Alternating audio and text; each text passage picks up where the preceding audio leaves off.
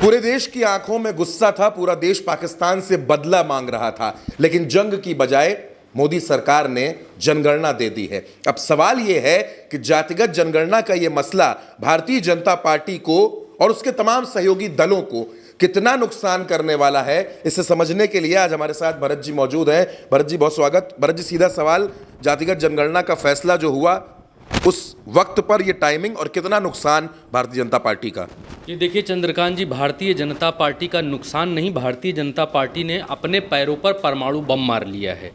जातिगत जनगणना विपक्ष मांग रहा था और भारतीय जनता पार्टी ने जातिगत जनगणना के लिए हाँ कर दी, वो भी उस समय पर जिस समय पर आपने कहा कि जंग के लिए हाँ करनी चाहिए थी, आतंक का सफाया, आतंक के खिलाफ जंग छेड़ने की बात करनी चाहिए थी। वीडियो शुरू करूंगा, कितना नुकसान होगा, कहां कहां पर भारतीय जनता पार्टी का नुकसान है और क्यों भारतीय जनता पार्टी फंस गई है जातिगत जनगणना के इस मसले पर आपको मैं बताऊंगा। लेकिन उससे पहले एक छोटी सी बात कहूंगा कि उल्टा चश्मा यूसी पर आप ये जानकारी देख रहे हैं। मुझे नहीं लगता कि किसी ने भी अब तक आपको जातिगत जनगणना से भारतीय जनता पार्टी को कितना नुकसान है या विपक्ष को कितना फायदा है या ये क्यों भारतीय जनता पार्टी के लिए नुकसानदायक है, किसी ने इतना विश्लेषित करके बताया होगा जितना हम बताने जा रहे हैं। पहली बात।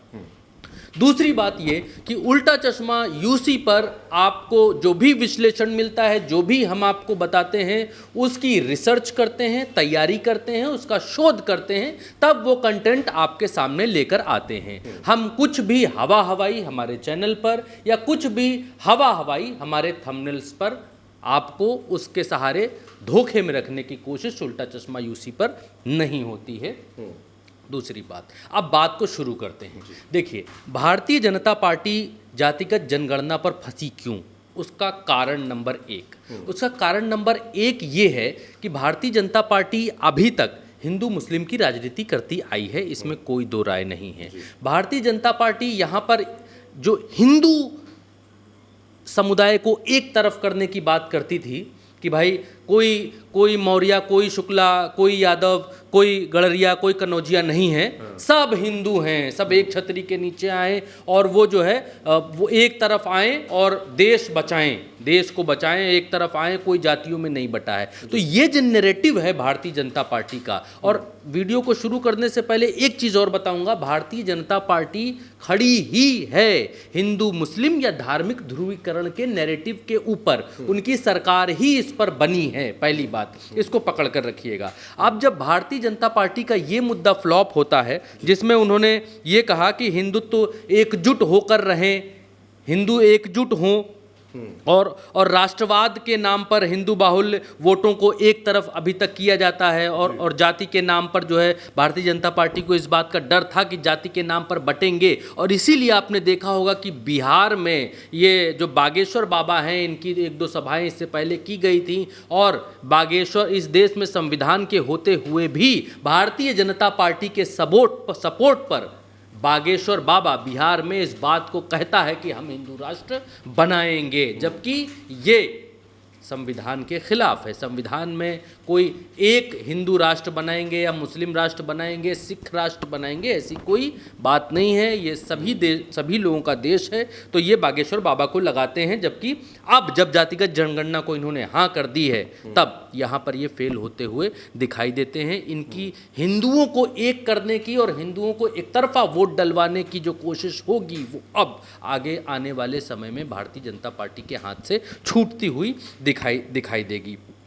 दूसरा ये है कि मुस्लिमों पर इसका क्या असर होगा, ये भी देखने वाली बात है। तो कहा गया है कि जातिगत जनगणना से मुस्लिम समुदायों में भी जातिगत विभाजन उजागर हो सकता है, जिससे भाजपा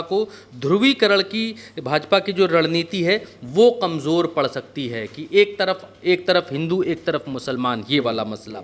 दूसरा ये कि अब तक भारतीय जनता पार्टी का अब तक जो भारतीय जनता पार्टी का वोट चंद्रकांत जी रहा है वो सवर्ण वोट रहा है, चाहे वो ब्राह्मण का हो, चाहे ठाकुर का हो, चाहे वो और अपर कास्ट कम्युनिटी का हो, तो इसका वोट रहा है। और अभी तक ये समाज में दबदबा भी रखता आया है। तो अब मसला ये है कि सवर्ण समुदाय में जैसे ब्राह्मण, राजपूत का समर्थन भारतीय जनता पार्टी को प्राप्त है, जातिगत जनगणना से ओबीसी और दलित समुदायों के लिए आरक्षण या कल्याण योजनाओं की मांग बढ़ेगी, जिससे सवर्ण वोटरों में असंतोष पैदा हो सकता है। मीन्स कि जैसे ये मालूम चलेगा कि भाई यादव कितने हैं, कन्नौजिया कितने हैं और कितने चौरसिया हैं, जब ये मालूम चलेगा कि अगर मान लीजिए कि ब्राह्मण या फिर अपर कास्ट समुदाय के कहीं पर 5 लोग रह रहे हैं या उत्तर प्रदेश में 5 लोग हैं और ओबीसी के लोग निकलते हैं 5000, तो फिर जो योजनाएं बनेंगी वो उसी तरीके से बनेंगी, वही चीज़ें देखकर बनेंगी। तो इससे ये असंतोष पैदा होगा कि जब सरकार हमारी तो बात तुम्हारी कैसे चल रही है। जब सरकार हमारी है, जैसे अभी उत्तर प्रदेश में चल रहा है कि जिस 5% ठाकुर समाज उत्तर प्रदेश में है, उस ठाकुर समाज से योगी आदित्यनाथ मुख्यमंत्री हैं। और अगर जातिगत जनगणना होगी और ये बिल्कुल ओपन तौर पर मालूम चल जाएगा कि उत्तर प्रदेश में ओबीसी समाज का जो कुनबा है वो इतना वृहद है, इतना विशाल है, और क्षत्रिय समाज के सिर्फ 5-10% या जो भी संख्या आएगी इतने ही लोग हैं, तो फिर ये सवाल तुरंत उठेगा कि जब संख्या में हम भारी, वोट हमारी ज़्यादा, हमारे वोट से मुख्यमंत्री और प्रधानमंत्री तय हो रहा है, तो फिर तुम अपनी जाति का मुख्यमंत्री क्यों डिसाइड करोगे, वाई? ये सवाल सबसे ज़्यादा यही है कि असंतोष पैदा होगा भारतीय जनता पार्टी का जो कोर वोटर है उसके भीतर, और वो कोर वोटर भी भारतीय जनता पार्टी के इस निर्णय से छिटक सकता है। जो पार्टी जिस जगह जिस भी अपर कास्ट समाज के का प्रत्याशी खड़ा करेगी उसमें जा सकता है अपर कास्ट समाज का व्यक्ति, क्योंकि जो भारतीय जनता पार्टी अभी तक अपर कास्ट समाज के लिए एक छतरी या अम्ब्रेला की तरीके से काम कर रही थी, लेकिन अब वो अपने ऊपर से उसकी छत्र छाया हटती हुई उसे दिखाई दे रही है। तीसरी बात ये रही। चौथी बात ये है कि क्षेत्रीय जो दल हैं वो अब भारतीय जनता पार्टी के ऊपर हावी होंगे। उदाहरण के तौर पर बताता हूँ। उदाहरण के तौर पर जैसे उत्तर प्रदेश में 2024 का चुनाव हमने देखा। उत्तर प्रदेश में, समझते जाइएगा दोस्तों, समझेंगे तभी समझ पाएंगे इसे। उत्तर प्रदेश में 2024 के चुनाव में आपने देखा संविधान और पीडीए, ये 2 मुद्दे थे चुनाव लड़ने के। अखिलेश यादव का पीडीए था और संविधान, ज़्यादातर मुद्दा कांग्रेस उठा रही थी संविधान का मुद्दा। इन दोनों मुद्दों पर भारतीय जनता पार्टी धराशायी हुई है और ये दोनों पार्टियां जातिगत जनगणना की मांग कर रही थीं। और अब जब भारतीय जनता पार्टी जातिगत जनगणना को मान चुकी है, तब अखिलेश यादव या समाजवादी पार्टी या कांग्रेस अब पीडीए की जो ताकत है उस ताकत को और ऊपर रखकर बात करेंगे कि देखा, पीडीए की ये ताकत है कि हमने प्रधानमंत्री को बैसाखियों पर ला दिया। अब पीडीए की ये ताकत थी कि हमने जातिगत जनगणना, और जब पीडीए की असली ताकत यानी असली नंबर सामने आएंगे तो इस ताकत को और बल मिलेगा, ये ताकत और निखर कर सामने आएगी। अखिलेश यादव और मजबूती से ये कह पाएंगे कि देखो, यादव इतने, चौरसिया इतने, धानुक इतने, धोबी इतने, वर्मा इतने, शर्मा इतने, पंडित इतने, ठाकुर इतने, तो फिर जब इतने में इतने लोग हैं तो फिर क्यों अपर कास्ट का ही शासन रहेगा।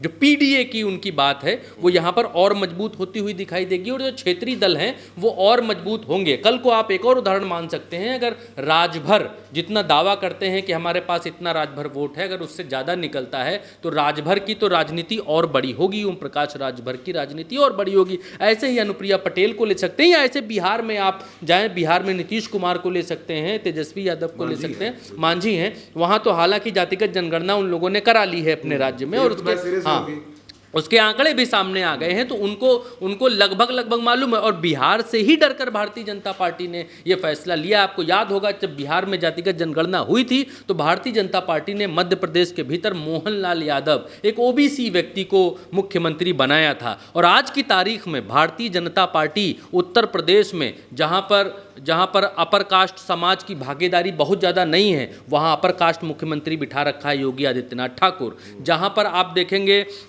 राजस्थान में अपर कास्ट मुख्यमंत्री भजनलाल शर्मा बिठा रखा है। दिल्ली के भीतर रेखा गुप्ता को अपर कास्ट मुख्यमंत्री बिठा रखा है।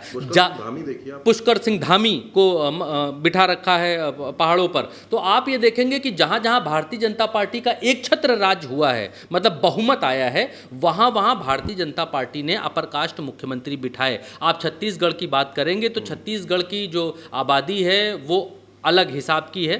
छत्तीसगढ़ को आपको यहाँ पर छोड़ना होगा, पॉलिटिकल मिजाज अलग है। हाँ, पॉलिटिकल मिजाज छत्तीसगढ़ का अलग है। खैर, आगे आगे बढ़ेंगे। तो यहाँ पर यह भी है कि जातिगत जनगणना के इस फैसले से योगी आदित्यनाथ की भी कुर्सी हिलती हुई दिखाई देगी। बिल्कुल। अगर जब जातिगत जनगणना के आंकड़े आएंगे और ये मालूम चल जाएगा कि भाई ठाकुर समाज का तो प्रतिनिधित्व इतना ही है, तो फिर ठाकुर समाज से मुख्यमंत्री क्यों कोई बनाया जाएगा, तो फिर योगी आदित्यनाथ का जो दावेदारी मुख्यमंत्री पद के ऊपर है, उस दावेदारी पर भी संकट खड़े होते हुए दिखाई देंगे। तो एक तरीके से गुजरात लॉबी ने, या ये कह लीजिए एक तरीके से केंद्र ने उत्तर प्रदेश में योगी आदित्यनाथ की कुर्सी का भी एक पायदान, एक पावा, एक खंभा तोड़ दिया है। योगी आदित्यनाथ की कुर्सी भी इसी एक फैसले से लंगड़ी होती हुई आज की तारीख से दिखलाई दे रही है। अब आगे क्या है? आगे ये है कि सामाजिक तनाव का जो जोखिम है वो भी यहाँ पर बढ़ता हुआ दिखाई देगा। मसला यह है, भाजपा मंत्रियों ने पहले जातिगत जनगणना को सामाजिक तनाव और राजनीतिक दुरुपयोग का कारण बताया था, चाहे वो योगी हो, चाहे वो और मंत्री हो, चाहे जो भी हो, सब यही बता रहे थे कि इससे जो है, इससे सामाजिक तनाव बढ़ेगा, जाति में नहीं बढ़ सकते, हम हिंदू हैं, सब हिंदू एक हैं। और यहाँ तक कि इन्होंने पुलवामा जब हमला हुआ तब भी इस नैरेटिव को गाढ़ा किया और बड़ा किया। इन्होंने कहा कि देखा, धर्म देखकर नहीं मारा, जाति देखकर नहीं मारा, धर्म पूछकर मारा। ये जातिगत जनगणना के इतने खिलाफ थे कि इन्होंने पुलवामा जैसे इतने सीरियस और सेंसिटिव, माफ करिएगा, पहलगाम जैसे इतने सीरियस और हृदय विदारक घटना के ऊपर भी इन्होंने सियासत की और जाति वाला एंगल ये यहाँ पर लेकर आए। तो अब मसला ये है कि राजनीतिक दुरुपयोग का कारण इन लोगों ने बताया था, तो आंकड़े जब सार्वजनिक होंगे, जातिगत टकराव जब बढ़ेगा, तो भाजपा की सबको साथ लेकर जो चलने वाली छवि है, सबका साथ, सबका विकास, इस पर डेंट लगेगा। जब ये मालूम हो जाएगा कि भाई चौरसिया कन्नौजिया कितने हैं, तो फिर चौरसिया कन्नौजिया क्यों सहने लगे किसी और की बात। जब उनको अपनी संख्या, अपनी हिस्सेदारी मालूम चल जाएगी, तो फिर वो क्यों आपके दबाव में आने लगे। जब बजरंग बली को अपनी शक्ति का आभास हो गया था, तभी ना उन्होंने समंदर लांगा था, लंका जारी आए थे, फूकी आए थे लंका को, बिना शक्ति जाने तो नहीं फूक पाए थे। पहले तो वो यही कह रहे थे कि भाई लंका में कैसे पार करूंगा, इतना बड़ा समंदर है, इसको लांग कर कैसे उस तरफ जाऊंगा। लेकिन जब उनको मालूम चला कि मुझ में कितनी शक्ति है, तो वो पार कर गए। तो यही जातिगत जनगणना का मसला है कि जब समाज में अलग अलग जातियों को उनकी ताकत का एहसास इस जातिगत जनगणना से हो जाएगा, उनको ये मालूम चल जाएगा कितने यादव, कितने वर्मा, कितने कन्नौजिया, कितने चौरसिया, कितने शर्मा, तो उनको अपनी ताकत का एहसास होगा, उनको अपनी राजनीतिक ताकत का भी एहसास होगा। वो अगर कहीं धरना देते हैं, आंदोलन करते हैं, तब भी उनको अपनी ताकत का एहसास होगा कि हम उत्तर प्रदेश में 10 लाख हैं तो यहाँ पर 5 लाख लोग क्यों हैं, बाकी 5 लाख को और बुलाओ। तो ये मसला है। तो ये जो लोग हैं, इनकी जो समाज में चीज़ें हैं वो घटेंगी। जो लोग अभी तक इसका विरोध कर रहे थे कि जातिगत जनगणना, हक की लड़ाई बड़ी होगी। अब 2025 में जनगणना को मंजूरी देकर रणनीतिक रूप से ओबीसी और दलित समुदायों का समर्थन हासिल करने की कोशिश की गई है, लेकिन यह कदम उल्टा पड़ सकता है। यदि आंकड़े अपेक्षित लाभ नहीं देते हैं या सामाजिक अशांति बढ़ती है, तो पार्टी को, यानी भारतीय जनता पार्टी को, इसका दीर्घकालिक नुकसान हो सकता है। और कुछ राजनीतिक विश्लेषक ये भी कह रहे हैं कि ये नरेंद्र मोदी का जो मास्टर स्ट्रोक अब इसको मीडिया बताने लगी है, जो अभी तक मीडिया के लिए ये बेकार का सवाल था, बेबुनियाद था, अब वो मोदी का मास्टर स्ट्रोक हो गया है। लेकिन नरेंद्र मोदी के इस फैसले से अब भारतीय जनता पार्टी से अगर कोई सत्ता की तरफ बढ़ता है या सत्ता पर बैठने की तरफ आगे बढ़ता है, तो उसके लिए अब कांटों भरा सफ़र हो जाएगा। नरेंद्र मोदी 3 बार प्रधानमंत्री रह लिए, लेकिन अब भारतीय जनता पार्टी की राह मुश्किल होती हुई दिखाई देगी, क्योंकि भारतीय जनता पार्टी अभी क्लियर कट बंटवारा कर रही थी, मैं हिंदू तुम मुसलमान। अब भारतीय जनता पार्टी की उस राजनीति के ऊपर कड़ा प्रहार खुद भारतीय जनता पार्टी ने कर लिया है। इसीलिए मैं कह रहा था कि ये पांव पर कुल्हाड़ी नहीं है, पांव पर परमाणु बम भारतीय जनता पार्टी ने अपने मारा है। आप क्या सोच रहे हैं कि जो राहुल गांधी आज खामोश हैं, ये कह रहे हैं कि पहलगाम के बाद देखेंगे, अभी पहलगाम के ऊपर निर्णय लीजिए। जिन राहुल गांधी ने जातिगत जनगणना के लिए अपनी भारत जोड़ो यात्रा पार्ट 2 में पूरी रात यात्रा सिर्फ एक ही बात की है जातिगत जनगणना की, तो आपको क्या लगता है कि वो क्या इसका लाभ उठाने की उनके पास कोई प्लानिंग नहीं होगी? आपको क्या लगता है जो अखिलेश यादव उत्तर प्रदेश में जातियों की राजनीति करके पीडीए नाम का नारा उन्होंने दिया, वो अखिलेश यादव क्या उत्तर प्रदेश में जातिगत जनगणना से जो आंकड़े आएंगे उसका लाभ उठाने की तैयारी उन्होंने नहीं कर रखी होगी? क्या बिहार में तेजस्वी यादव इसके लिए तैयारी नहीं करके रखी होगी? हालांकि बिहार में तो सरकार में रहते हुए उन्होंने खुद जातिगत जनगणना कराई है।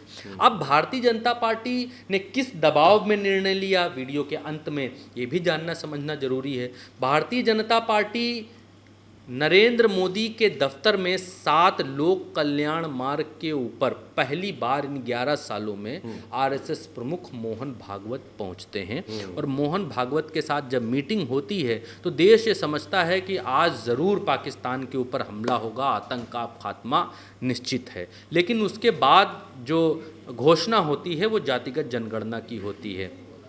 तो क्या आरएसएस ने नरेंद्र मोदी के ऊपर दबाव बनाया कि आप जातिगत जनगणना के लिए घोषणा करवाइए, कैबिनेट से इसको पास करवाइए? क्या मोदी इसके लिए तैयार नहीं थे, या मोदी इसके लिए तैयार थे, या आरएसएस से मोहन भागवत उनको रोकने गए थे? ये चीज़ें अभी तक सामने नहीं आई हैं और जब सामने आएंगी तो मालूम चलेगा, और जब इसके परिणाम सामने आएंगे जातिगत जनगणना के तो भी मालूम चलेगा। लेकिन 100 की सीधी एक बात है कि जातिगत जनगणना से भारत जो कि जातियों से बना हुआ एक देश है, भारत जो वर्ण व्यवस्था शुरू से ही इस देश में लोगों के ऊपर थोप दी गई है, उस वर्ण व्यवस्था में अब ये समय आ गया है कि उस वर्ण व्यवस्था के भीतर किसकी कितनी पावर है, किसकी कितनी पहुंच है, किसकी कितनी संख्या भारी है और किसकी कितनी सत्ता में, शासन में और समाज में हिस्सेदारी होनी चाहिए, ये तय होने का वक्त आ गया है। बिल्कुल दोस्तों, एक एक पॉइंट के साथ भरत जी ने आपको बताया कि जनसंख्या में,